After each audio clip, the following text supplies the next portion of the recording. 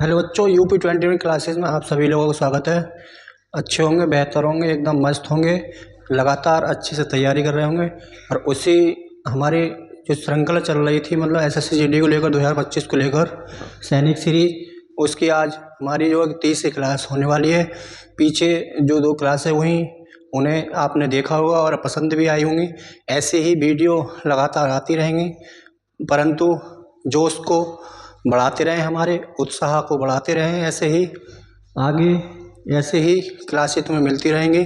4 फरवरी को तुम्हारा एग्ज़ाम है, मतलब एसएससी जीडी की जो परीक्षाएं हैं जो 4 फरवरी से स्टार्ट होने वाली हैं।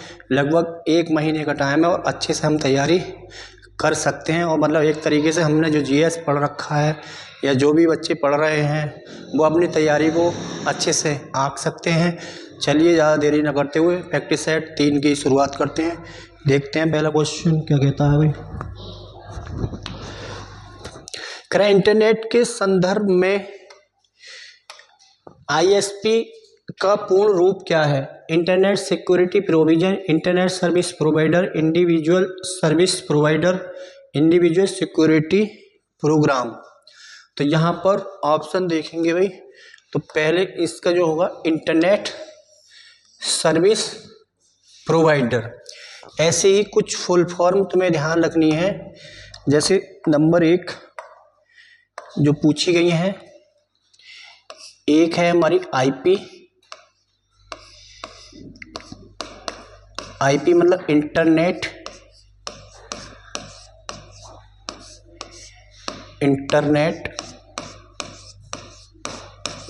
Protocol,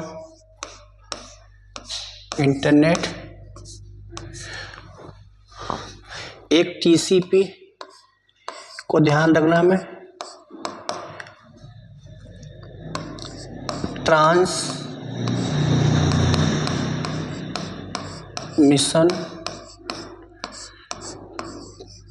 control protocol. एक हमें ये ध्यान रखनी है भाई।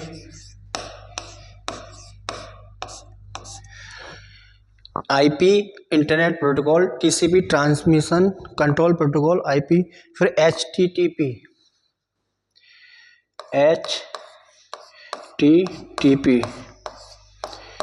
एस से मतलब हाइपर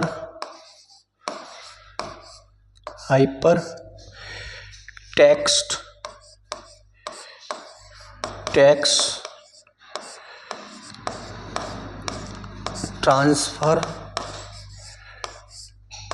ट्रांसफर क्या बोलेंगे भाई, प्रोटोकॉल।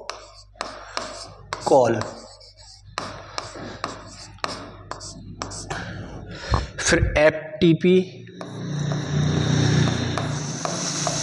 फाइल ट्रांसफर क्या होगा भैया, प्रोटोकॉल। फिर SMTP, simple mail transfer protocol, simple mail transfer protocol.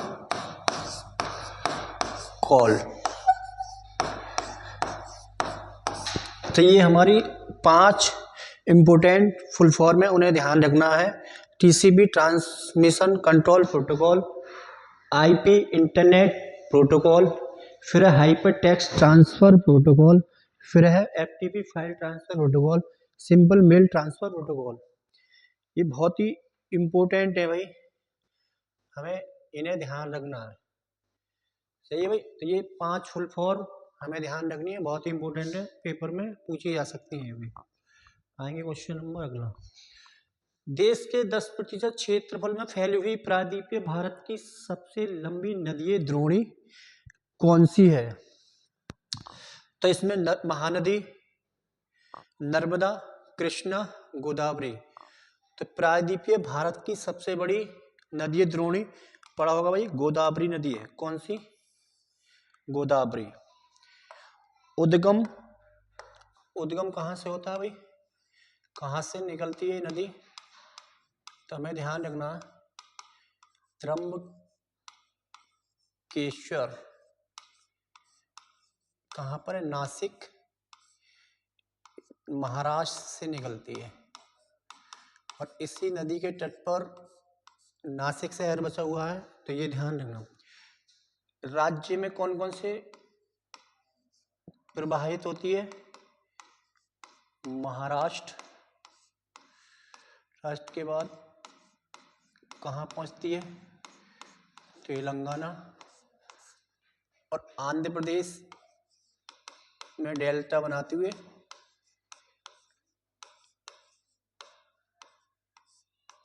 Andhra Pradesh में डेल्टा बनाते हुए कहाँ पर गिर जाती है। उपनाम बूढ़ी गंगा या दक्षिण गंगा के नाम से है रहता, बूढ़ी गंगा, बूढ़ी गंगा या दक्षिण गंगा, साउथ, दक्षिण साउथ गंगा किसे कहा जाता है, गोदावरी। अगर किया जाए दक्षिण की गंगा तो दक्षिण की गंगा कावेरी, लेकिन दक्षिण गंगा या बूढ़ी गंगा उपनाम। इसकी नदियां कौन सी, सहायक नदियां,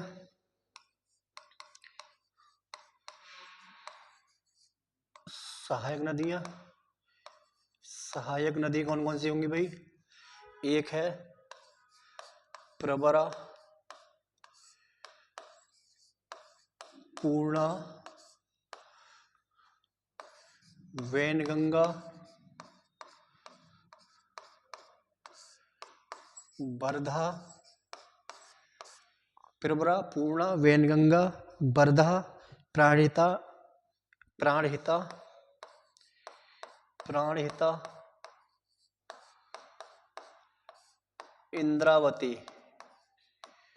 इंद्रावती, तो प्राणहिता, इंद्रावती, तो ये हमें ध्यान रखना है। प्रवरा, पूर्णा, पूर्णा, वैनगंगा, वर्धा नदी, प्राणहिता, इंद्रावती, मंजीरा, मंजीरा, और प्राणहिता इसकी क्या है, प्राणहिता इसकी सबसे लंबी सहायक नदी, सबसे बड़ी सहायक नदी कौन सी है, प्राणहिता। इस पर कौन कौन सी परियोजना है भाई, कौन कौन सी परियोजना हमें ध्यान रखनी है, परियोजना कौन कौन सी परियोजना है, देखो ये किस नदी पर, पोचमपाद, पोचमपाद, जायकवाड़ी परियोजना, और एक पोलावरम आंध्र प्रदेश, पोलावरम। इतने क्वेश्चन, मतलब इतनी हमने जानकारी ली। आगे जो भी इसके किनारे पे शहर बसे हुए हैं गोदावरी नदी के, वो देखेंगे। तो अब इतना ध्यान रखना था, ये गोदावरी नदी है, क्वेश्चन नंबर 2 का आंसर। आगे क्वेश्चन आएंगे भाई। गल विकल्प चुना, स्वदेशी भाषाओं का अंतर्राष्ट्रीय वर्ष 2019, पादप स्वास्थ्य का अंतर्राष्ट्रीय वर्ष 2020, अंतर्राष्ट्रीय कैबिनेट वर्ष 2025, मोटे अनाज का अंतर्राष्ट्रीय वर्ष किसे घोषित किया गया यूएनओ द्वारा। तो इसमें जो हमें ध्यान रख, इसमें जो हमारा आंसर होगा अंतर्राष्ट्रीय कैबिनेट वर्ष, अंतर्राष्ट्रीय कैबिनेट वर्ष ये 2024 को घोषित किया गया। लेकिन 2025 को देखें हम, कौन कौन सा वर्ष घोषित किया गया है, शांति और विश्वास का अंतर्राष्ट्रीय वर्ष, शांति और विश्वास का अंतर्राष्ट्रीय वर्ष 2025, ग्लेशियर संरक्षण का अंतर्राष्ट्रीय वर्ष 2025 को घोषित किया गया है भाई।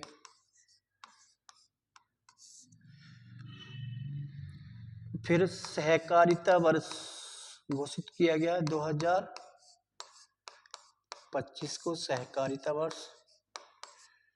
और क्या घोषित किया, क्वांटम एवं विज्ञान प्रौद्योगिकी का अंतर्राष्ट्रीय वर्ष, क्वांटम एवं विज्ञान प्रौद्योगिकी का अंतर्राष्ट्रीय वर्ष किसे घोषित किया गया है 2025 को। तो ये ध्यान रखना, 2024 क्या है, अंतर्राष्ट्रीय कैबिनेट ऊँट की एक प्रजाति है। वर्ष 2025 मतलब 24 को अंतर्राष्ट्रीय कैमरेड वर्ष, 25 में ये हमें ध्यान रखने हैं। आगे आएंगे क्वेश्चन नंबर अगला। गलत विकल्प चुना। GISTN goods and services tax identification number, UDI unique identification authority of India, IFSC international foreign system code, RTGS real time gross settlement. तो यहाँ पर हमें मतलब क्या पूछा, गलत विकल्प, तो गलत मतलब सी होगा। तो इसका होगा इंटरनेशनल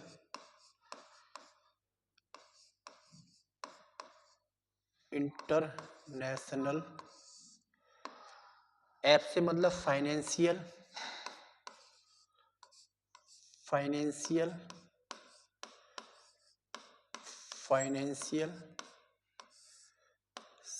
सिस्टम, और सी से होगा कोड। बैंक का एक IFSC नंबर होता है, वही है ये international financial system code. International नहीं होगा, सॉरी इंडियन होगा, इंडियन मतलब भारतीय, तो यहाँ पर होगा इंडियन। करेक्शन करेंगे भी एक बार, इंडियन फाइनेंशियल सिस्टम कोड। तो बहुत ही ज़्यादा इम्पोर्टेंट फुल फॉर्म है जो कि पेपर में पूछी जाती हैं। आगे आएंगे क्वेश्चन। राजस्थान की कालबेलिया लोकगीतों लोक नृत्यों को यूनेस्को की अमृत सांस्कृतिक विरासत की प्रतिनिधि सूची में वर्ष में शामिल किया गया था। तो ये क्वेश्चन, राजस्थान का कालबेलिया नृत्य है, यूनेस्को की अमूर्त सांस्कृतिक विरासत में शामिल है, तो यहाँ पर पूछा गया है अभी। तो ये 2010 में शामिल किया गया, इसके बारे में ध्यान रखना है।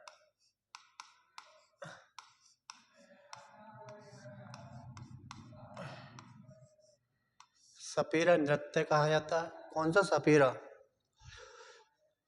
इसमें कौन कौन से वाद्य यंत्र का प्रयोग होता है, पूछ लेते हैं पेपर में, कौन कौन से वाद्य यंत्र का प्रयोग होता है।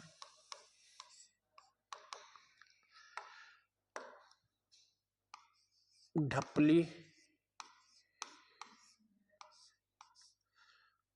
एक तो वाद्य यंत्र हमें ढपली देखने को मिलता है।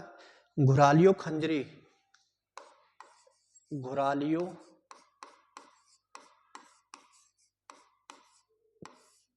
खंजरी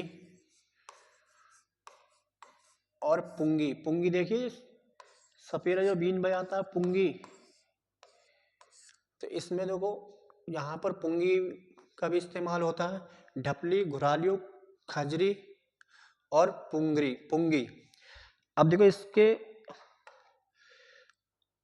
कलाकार कौन कौन है भाई? कलाकार दो इम्पोर्ट, एक तो गुलाबो सपेरा,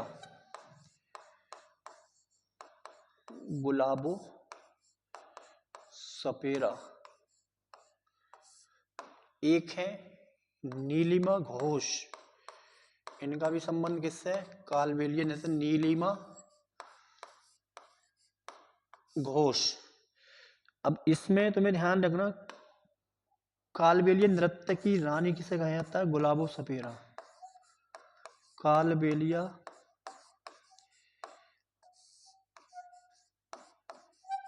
नृत्य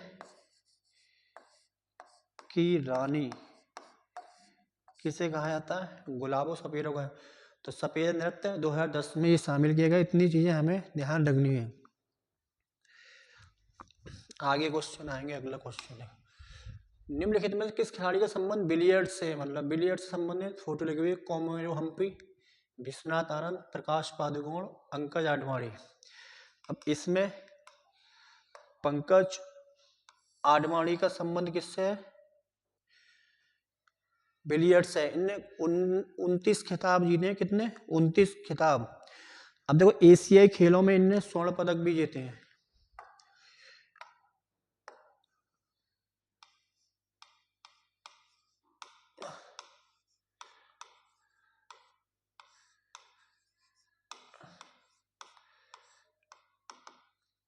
एक 2006 में जीता है इन्होंने, दोहा कतर। एक 2010 में जीता है इन्होंने, कहाँ पर? ग्वांगझो, ग्वांगझो चाइना में। 2 जीते हैं इन्होंने भाई, स्वर्ण पदक ये दोनों, एशियन गेम 2006 और 2010। फिर इन्हें 2006 में अवार्ड कौन, देखो एकमात्र भारतीय, मात्र भारतीय जिसने स्नूकर और बिलियर्ड्स में एमेच्योर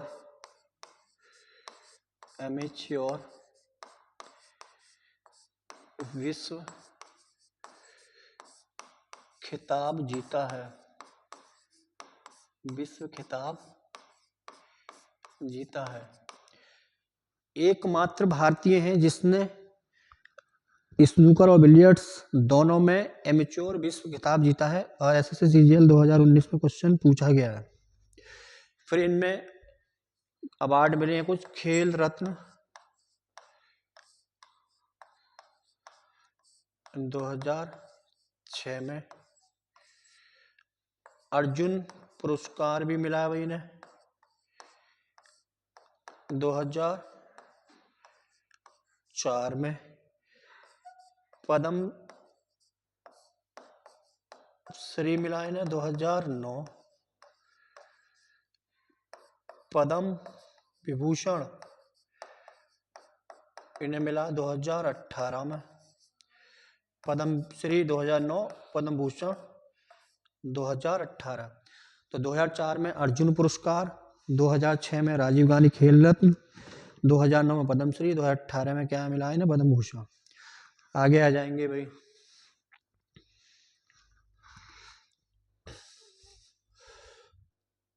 क्वेश्चन नंबर अगला, भारतीय संविधान के किस अनुच्छेद में उल्लेख किया गया कि लोकसभा में एक अध्यक्ष और एक उपाध्यक्ष होगा?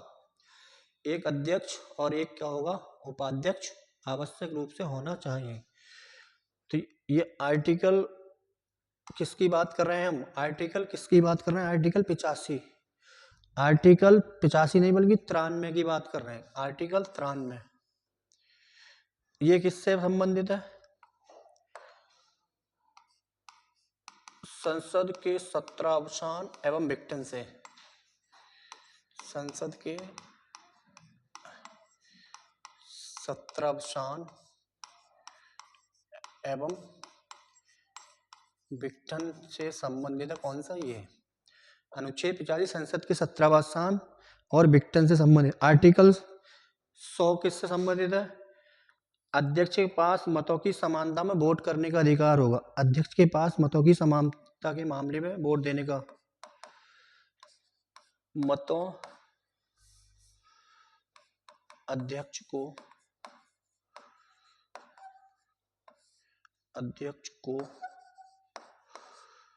मतों की समानता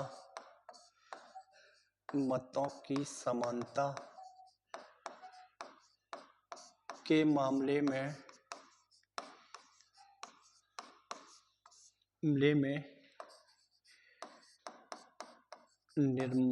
निर्णायक मत का अधिकार।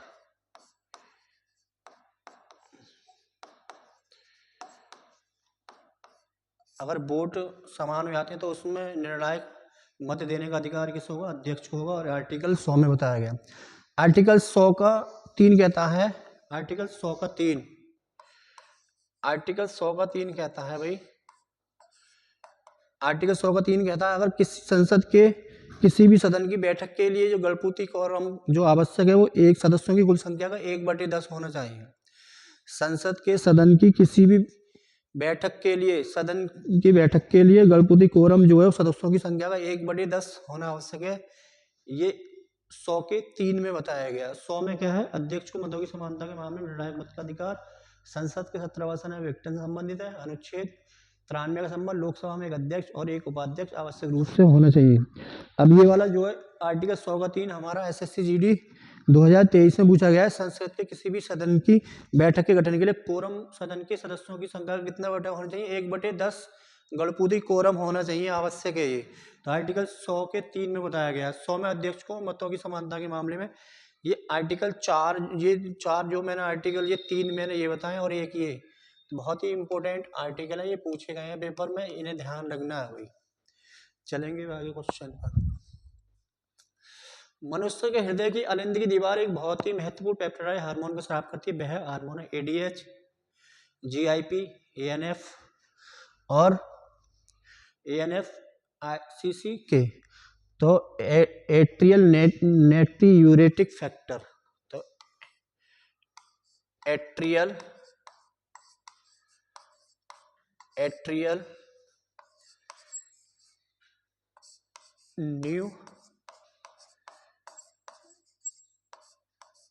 न्यूरेटिक फैक्टर, तो एट्रियल न्यूरेटिक फैक्टर इसका आंसर होगा। मनुष्य के पेप्टाइड हार्मोन को स्राव करते हैं और वे हार्मोन कौन सा? ANF, atrial न्यूरेटिक factor. ये क्या करता है? रक्तचाप को नियंत्रित करने में भूमिका निभाता है। और ये एसएससी 2020 में क्वेश्चन पूछा गया। एएनएफ के बारे में ध्यान रखना, एट्रियल न्यूरेटिक फैक्टर या कारक, तो इसका सी आंसर होगा। कौन सा? सी। क्वेश्चन नंबर अगले आते हैं 9। क्वेश्चन नंबर अगला कह रहा है भैया, निम्नलिखित में किस वन को मानसून वन के नाम से भी जाना जाता है? मानसून वन, तो monsoon one, mountain one, mangrove one सबसे ज्यादा पश्चिम बंगाल में डेल्टाई क्षेत्र में मिलेंगे। यहाँ पर सुंदरबन वाला क्षेत्र है, तो इसमें हो जाएगा उष्ण कटिबंधीय पर्णपाती वन। कौन सा? उष्ण कटिबंधीय पर्णपाती वन। वर्षा कितनी? 70 से 200 सेंटीमीटर के बीच वर्षा होनी चाहिए। कौन कौन से वृक्ष मिलेंगे देखने को? शीशम मिलेगा, नीम,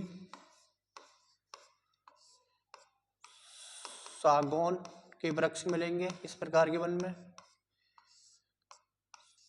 सालवुड या सलवुड, चंदन के वृक्ष मिलेंगे, चंदन, कुसुम के वृक्ष मिलेंगे, और किसका? खैर के वृक्ष मिलेंगे, और किसके वृक्ष मिलेंगे? सहतूत के वृक्ष मिलेंगे। ये सब किस में पाए जाएंगे भाई? मानसून। क्या कर रहा है बच्चा? इसमें दिख रहा है वहां पे वीडियो में 270 से 200 सेंटीमीटर वर्षा होती है। सागौन, चंदन, सलवुड, सागौन, नीम, शीशम, कुसुम, खैर, अर्जुन, सहतूत, ये वृक्ष देखने को मिलेंगे। ये इंपोर्टेंट है भाई, कई बार पूछ लिए गए हैं। उष्ण कटिबंधीय पर्णपाती वन के अंतर्गत कौन कौन से? शीशम। देखो सबसे ज्यादा मार्क कर रहा हूँ, सबसे ज्यादा कौन से पूछे जाते हैं पेपर में? सागौन, सालवुड, चंदन, कुसुम, खैर। एक और लिखेंगे यहां पर,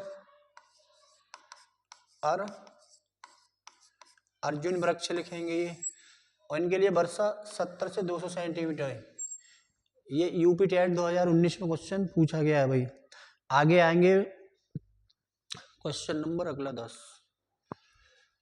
द इनहेरिटेंस ऑफ लॉस, हानि की विरासत पुस्तक के लेखक कौन है?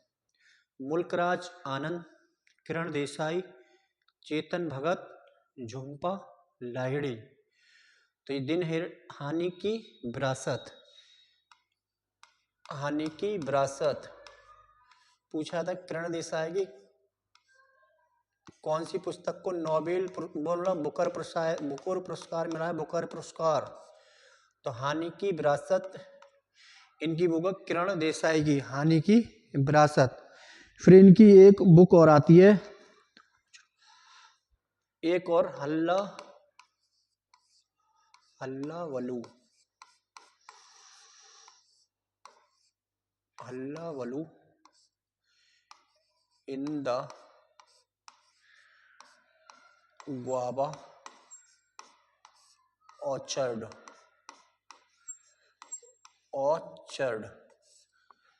अमरूद के बाग में हुल्लड़। अब इसमें पूछा था किसकी कहानी है, किसके कहानी पर लिखी गई है? एक युवा संपत चावला की कहानी है। संपत चावला की कहानी। मेरे दोस्त ये ध्यान रखेंगे, संपल चावला की कहानी है और ये तुम्हारा जीडी 2019 में पूछा गया है। किसकी कहानी पर आधारित है? संपत चावला की कहानी पर आधारित है, अमरूद के बाग में हुल्लड़। झुम्पा लाहिड़ी की द लोलैंड, जो कि 2013 में मुकर पुरस्कार के लिए नामित हुई थी। एक है द इंटरप्रेटर ऑफ मेलोडीज और एक इनकी बुक है द नेमसेक। ये किसकी है? झुम्पा लाहिड़ी की बुक है। द लोलैंड जो कि कर्ण पुरस्कार के लिए नामित हुई थी, झुम्पा लाहिड़ी की है, मैन बुकर पुरस्कार।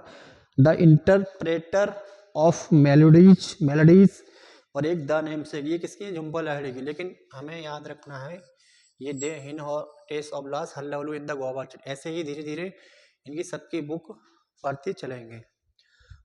आएंगे अगले क्वेश्चन पर। बांदीपुर टाइगर रिजर्व कहाँ स्थित है? राजस्थान, मध्य प्रदेश, केरल, कर्नाटक।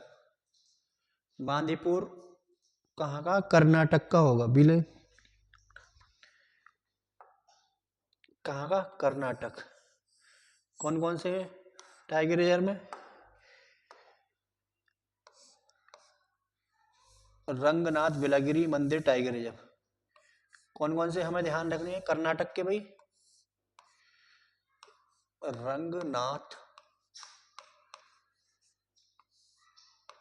विला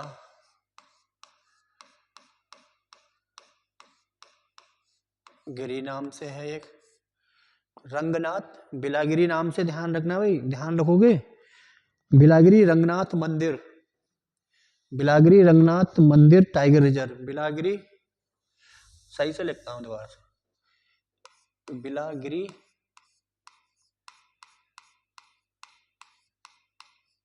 एक टाइगर, ये ध्यान रखना भाई। बिलागिरी रंगनाथ मंदिर टाइगर रिजर्व। एक नागरहोल, देखो नागरहोल बहुत पूछा जाता है पेपर में।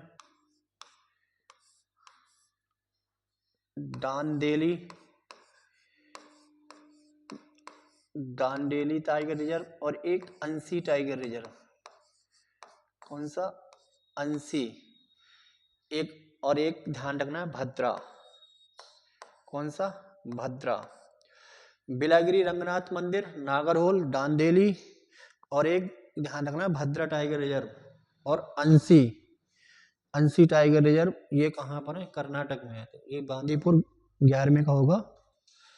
देखेंगे अगला क्वेश्चन। 1610 के आरंभ में किसने अपने नए आविष्कार दूरबीन से पता लगाया कि बृहस्पति के 4 उपग्रह चंद्रमा है? एडविन हबल ब्रह्मांड के विस्तार की अवधारणा की खोज। ब्रह्मांड के विस्तार की अवधारणा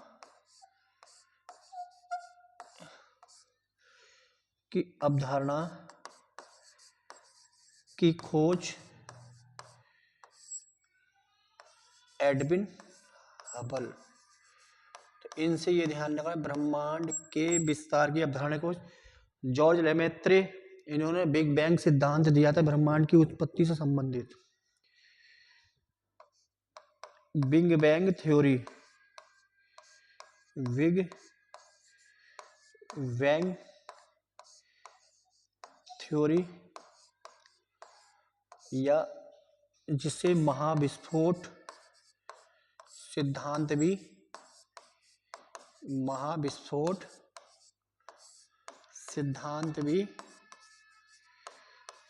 कहते हैं। ये बिग बैंग थ्योरी किससे है? ये ब्रह्मांड की उत्पत्ति से संबंधित सिद्धांत दिया था किसने? जॉर्ज लेमेथ ने। बिग बैंग थ्योरी महाविस्फोट सिद्धांत, और किसकी उत्पत्ति संबंधित है? ये पूछा जाएगा तो ये बता देना है हमें, ब्रह्मांड की उत्पत्ति से संबंधित। फिर बिग बैंग थ्योरी का पहला प्रमाण, यही पूछा था, बिग बैंग थ्योरी का पहला प्रमाण किसने दिया? तो एडविन हबल। थ्योरी का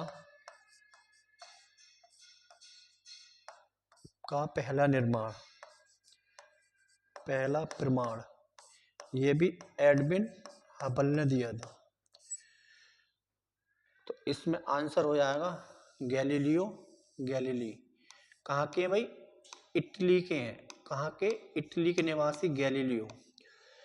कोपरनिकस ने इन्हें सौरमंडल का जनक या सौरमंडल की खोज किसने की थी? कोपरनिकस। केपलर से हमें क्या ध्यान रखना है? ग्रहों की गति का नियम पूछा जाएगा। ग्रहों की गति का नियम किसने दिया? जोहान्स केपलर ने। तो इनके जो ग्रह खोजे गए कौन कौन से? 4 ग्रह हैं।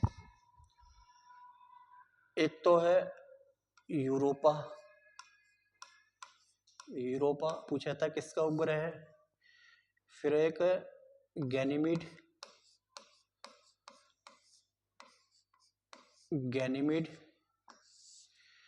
फिर आयो कैलिस्टो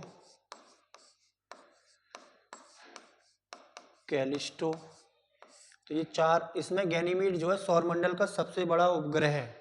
ग्रह बृहस्पति है लेकिन उपग्रह कौन सा? गैनीमीड। यूरोपा, गैनीमीड, आयो और कैलिस्टो ये उपग्रह पूछे जाते हैं कि यूरोपा किसका उपग्रह है? तो ये बता देंगे हम बृहस्पति के हैं। सौरमंडल का सबसे बड़ा उपग्रह कौन सा है? गैनीमीड। ये 4 के बारे में ध्यान रखना है। तो गैलीलियो कहाँ के? इटली के निवासी हैं। ये क्वेश्चन आगे देखेंगे। पृथ्वी पर पाए जाने वाले जल का कितने प्रतिशत महासागरों में पाया जाता है? कितना पाया जाता है? 94%, 90.2, 97.2, 92.2। तो भाई इसमें देखेंगे भाई 97.2 पाया जाएगा। 97.2 हो गया। ग्लेशियरों में कितना मिलेगा? 2.7%। ग्लेशियर कितना ध्यान रखना, उधर चले जाओ तुम। ग्लेशियर 2.1। भूजल 61। देखो भाई ग्लेशियर का में पाया जाएगा 2.1%। भूजल 0.061%। भूजल 0.061%। फिर झील में कितना पाया जाएगा? झीलों में पाया जाएगा, झीलों में मिलता है भाई 0.09%। नदियों में कितना प्रतिशत पाया जाता है? नदियां 0.001%। ये परसेंट में है सब। तो ये ग्लेशियर में पूछा जाता है पृथ्वी पर ताजा जल के रूप में कितना उपलब्ध है? 2.1।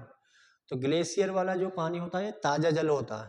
ताजा जल मतलब जो होता है ताजा जल। ग्लेशियर में 2.1, भूजल 0.061, झीलों में पाया जाता है 0.0। लेकिन पृथ्वी पर पाए जाने वाले जल का कितने प्रतिशत? महासागरों में 7.2%। जिसमें सबसे ज्यादा जो मिलता है हमारा ताजा जल मिलता है। कौन सा? ताजा। इम्परफेक्ट किसकी आत्मकथा है? तो ये ध्यान रखनी है, राहुल द्रविड़ राहुल द्रविड़ की ध्यान रखना है, timeless steel, timeless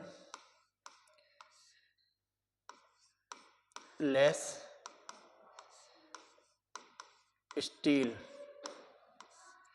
Ravi Shastri की star gazing, the player in my life, star gazing.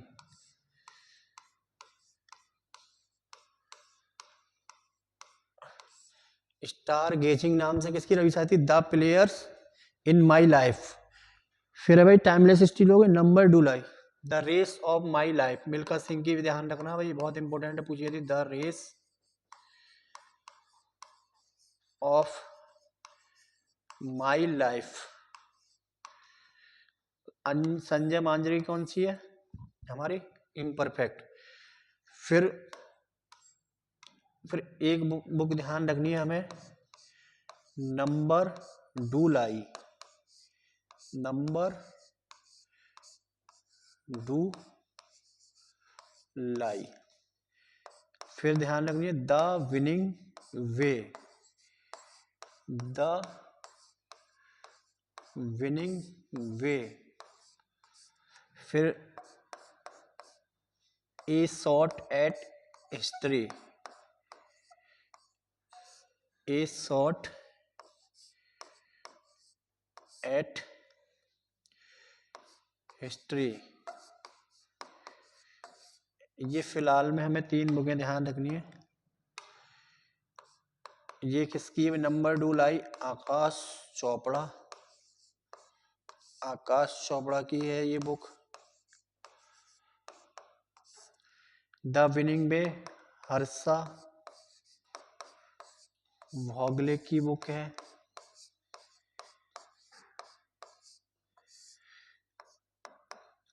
ये किसकी हिस्ट्री? अभिनव बिंद्रा, जो कि भारत के पहले गोल्ड मेडलिस्ट हैं, अभिनव बिंद्रा, अभिनव बिंद्रा। एक बुक ध्यान रखनी है, गोल, गोल किसकी है भाई? हॉकी गोल आत्मकथा, मेजर ध्यानचंद, जिन्हें हॉकी का जादूगर कहा जाता है, मेजर ध्यानचंद की गोल बहुत पूछी जाती है पेपर में। तो फिलहाल में हमें ये कुछ, number do lie Aakash Chopra, the winning way Harsha Bhogle, at shot at Abhinav Bindra की, ये काफ़ी इंपॉर्टेंट, बहुत पूछी गई है। गोल मेजर ध्यानचंद की, ये काफ़ी इंपॉर्टेंट बुकें हैं। तो यहाँ पर हमने 6-7 बुकें देखी, ऐसे ही मतलब खेल जो खिलाड़ियों की बुकें हैं, किसी भी खेल से संबंधित खिलाड़ी, उसकी बुक बहुत बार पेपर में पूछी जाती है। निम्नलिखित में से कौन भारत के आर्थिक क्षेत्र की प्राथमिक गतिविधि का उदाहरण है? तो भारतीय अर्थव्यवस्था को आर्थिक गतिविधि के आधार पर 3 भागों में बांटा गया। कितने भागों में? 3। तो प्राथमिक पूछ रहा है इसमें, प्राथमिक क्षेत्र में। अब देखो प्राथमिक क्षेत्र, 3 सेक्टर होते हैं सबसे बड़े। प्राथमिक क्षेत्र, कृषि या उससे संबंधित कार्य, कृषि हो गया तुम्हारी, कृषि हो गया, वानिकी हो गया, खनन हो गया। ये सब किस में आएंगे? प्राइमरी सेक्टर में आएंगे। कृषि, वानिकी, ये सब हो गया। मछली पालन, डेयरी, सर्वाधिक रोजगार देने वाला सेक्टर कौन सा है? प्राथमिक क्षेत्र। द्वितीयक में आएंगे विनिर्माण क्षेत्र, द्वितीयक में जो संबंध है विनिर्माण, उद्योगों से संबंधित उद्योग धंधे, विनिर्माण उद्योग,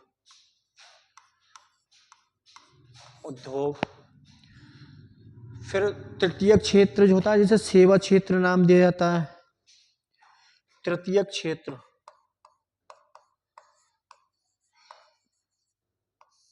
तो भारतीय जीडीपी में सर्वाधिक योगदान देने वाला सेक्टर कौन सा है? ये तृतीय। इसे सेवा क्षेत्र भी कहा जाता है। क्या नाम दिया था? सेवा क्षेत्र। अब इसमें सेवा से संबंधित, जैसे देखो इसमें कौन कौन सी इंपोर्टेंट पेपर में, इसमें देखो वानिकी, तो ये हो गया आंसर इसका। एक संचार, परिवहन,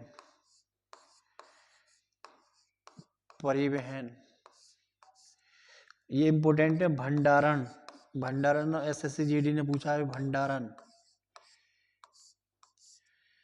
बैंकिंग, बीमा, शिक्षा, सभी सीमाएंगे। संचार, अस्पताल, संचार हो गया।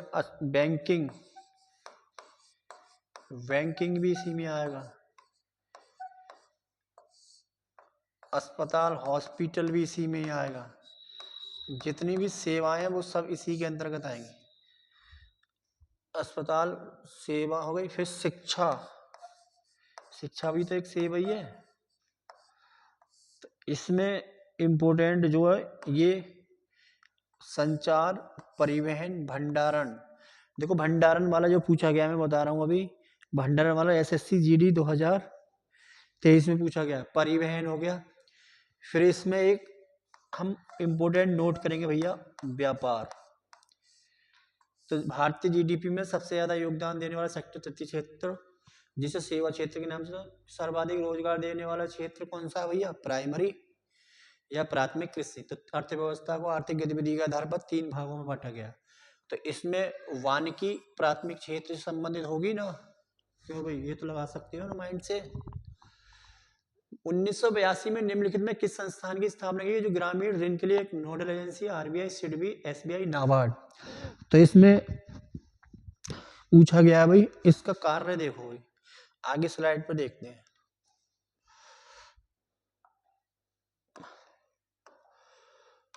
अब देखो यहां से सबसे पहले एक्ट पूछा जाएगा, कार्य क्या है भाई इसका?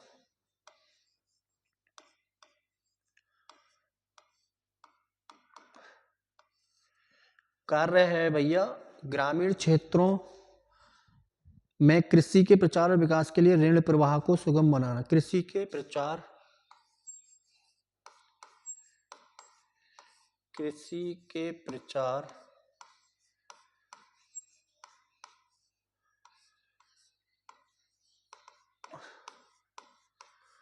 और प्रसार के लिए,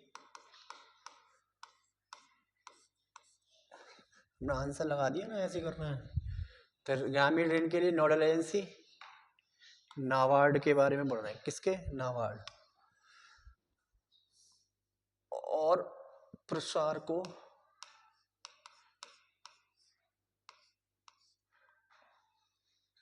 कृषि के प्रचार और प्रसार के लिए ऋण कृषि के प्रचार और विकास के लिए,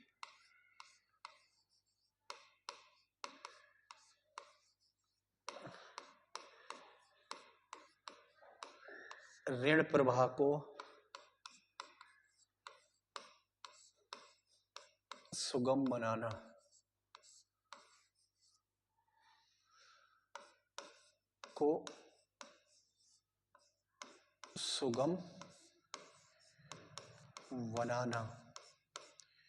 सही है भाई। इस नाबार्ड का full form national bank for rural, national bank for agriculture, bank for agricultural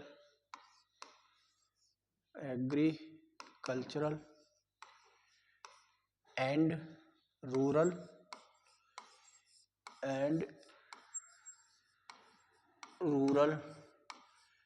development. ये तो समझ जाओगे। राष्ट्रीय कृषि और ग्रामीण विकास बैंक, इसकी हिंदी होती है राष्ट्रीय कृषि और ग्रामीण विकास बैंक। लेकिन ये कब स्थापित किया गया?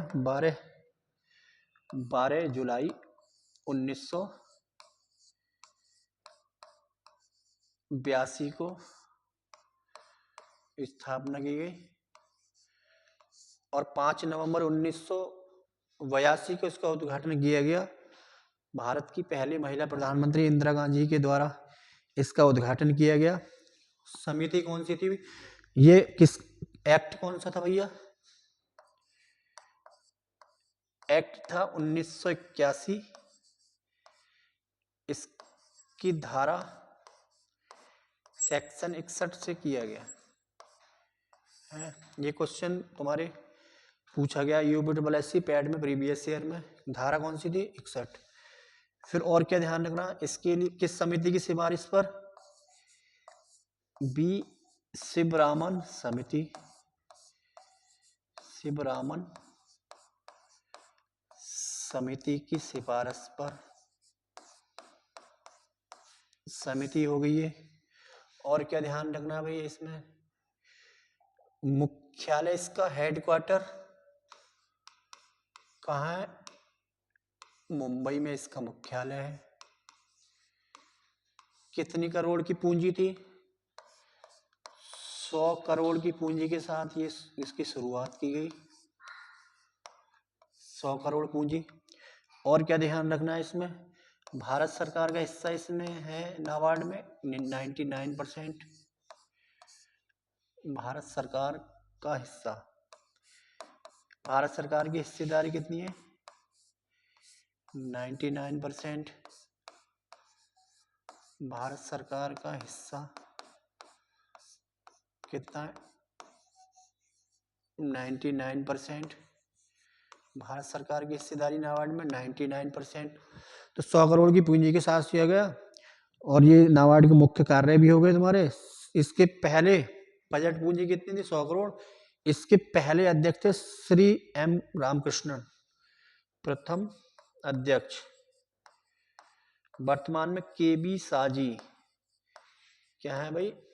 KB श्री M रामकृष्णन क्या है वर्तमान में? इसके श्री M रामकृष्णन प्रथम अध्यक्ष है। तो नाबार्ड के बारे में इतना ध्यान रखो। नाबार्ड ने एक प्राकृतिक खेती को बढ़ावा देने के लिए 2022 में एक कार्यक्रम चलाया, जीवा। कौन सा? जीवा कार्यक्रम प्राकृतिक खेती को बढ़ावा देने के लिए किसके द्वारा चलाया गया? नाबार्ड के द्वारा चलाया गया। और इसके द्वारा कौन कौन से प्रोग्राम लॉन्च किए गए आगे इसके बारे में डिस्कस करते चलेंगे। सही है भाई, जो भी पॉइंट हमें अच्छे लगेंगे आगे करते चलेंगे। क्वेश्चन नंबर अगला आते हैं। निम्नलिखित में से कौन प्रसिद्ध सितार वादक थे? जाकिर हुसैन तबला वादक, हरिप्रसाद चौरसिया बांसुरी वादक, नीलिमा घोष, मैंने बताई थी नीलिमा घोष जिनका संबंध कालबेलिया नृत्य से है। तो इसमें बसेंगे हमारे कौन से?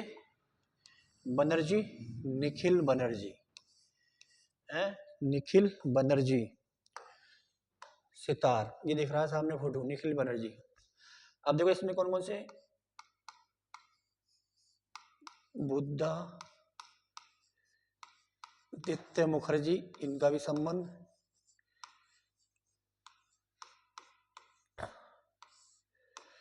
पंडित रविशंकर सितार वादक, पंडित रविशंकर, इलियास खान, इलियास खान को कभी मत भूलना भैया, इलियास खान, सुजात खान, ये इंपॉर्टेंट है भाई साहब, खान वाले, सुजात खान, विलायत खान। विलायत खान का संबंध किससे है? तो बताएंगे हम सितार से। फिर स्मिता नागदेव का संबंध किससे है? सितार से। उमाशंकर मिश्रा, उमाशंकर मिश्रा, इनका भी संबंध किससे है? सितार से। उमाशंकर मिश्रा।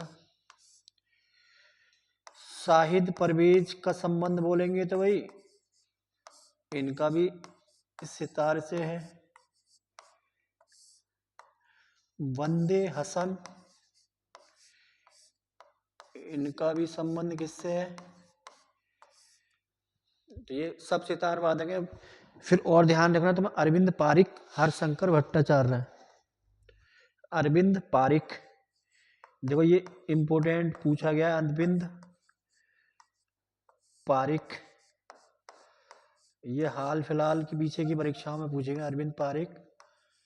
हरिशंकर भट्टाचार्य, हरिशंकर भट्टाचार्य। तो ये सितार के कुछ इनके, अब इनके कुछ बारे में थोड़ा सा जो भी महत्वपूर्ण बातें होंगी वो आगे डिस्कस करेंगे। तो निखिल बनर्जी, बुद्धादित्य मुखर्जी, रविशंकर, इलियास खान, सुजात खान, विलायत खान, यशवंत नागदेव, मोहन शंकर मिश्रा, साहित्य परवश, बंदे हसन, अरविंद पारिक, हरिशंकर भट्टाचार्य। तो ये इतने नाम हमें ध्यान रखने हैं। आगे आएंगे क्वेश्चन नंबर 18। भारत का सबसे बड़ा टाइगर रिजर्व कौन सा है? भारत का सबसे बड़ा टाइगर रिजर्व खोल दिया। भारत का सबसे बड़ा टाइगर रिजर्व कौन सा है? काजीरंगा राष्ट्रीय उद्यान, नागार्जुन श्रीशैलम आंध्र प्रदेश, सिमलीपाल उड़ीसा, कांवला काजीरंगा असम में। तो भारत का सबसे बड़ा tiger reserve Nagarjuna Srisailam tiger reserve कहाँ पर है? आंध्र प्रदेश में। और सबसे छोटा जो टाइगर रिजर्व है बोर टाइगर रिजर्व,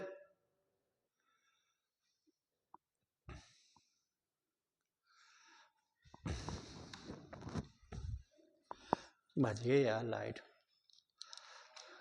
ओ